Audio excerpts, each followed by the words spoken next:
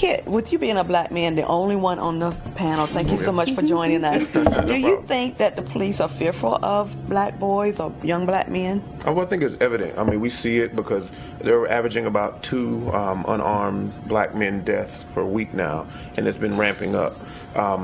What I was hearing you say about the company that you keep, realizing their perception and teaching that to them at a young age. I have a nephew. He's 8 years old, and my mother, she told me a conversation she had with him because they spent a lot of time together, and they said, why did that little boy get shot? She's talking about Tamir Rice, the 12-year-old that was killed for playing with a toy gun.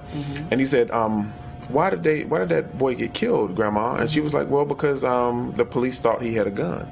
And he said, well, why would they think that a boy that little has a real gun? I would have known it was a fake gun. So she had to explain to him that because he is different, or he's a different color than the officers that came up, they're going to perceive him as a threat, or possibly perceive him as a threat. And he needs to understand when he's outside and he has these little fake army guns and things like that, that he needs to not be menacing with it. And it's a shame that we have to tell kids that we have to act differently than other people do, but it's just our reality.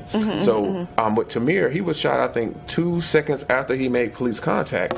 So I think that what a lot of people are studying now, because we see that Black Lives Matter is in the forefront, that kids as young as 12, the people who do these studies, I can't really quote who they are and what colleges they come from, they say that when it comes to the eyes of a white officer, they see a 12-year-old as a 17-year-old. Because of that heightened sense of that heightened threat that they feel, they're going to treat younger kids more harshly. It's because they don't see them as a child playing with a gun.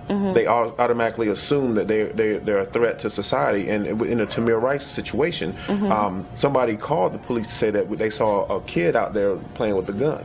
So when they came up, they shot him automatically. But we also got to look and compare that to open carry folks. The people who are walking around with real M16s, they're mainly Caucasians. They walk around, they go into grocery stores, they're going into Chili's, they're going into all these different businesses, and nobody is calling the police on them.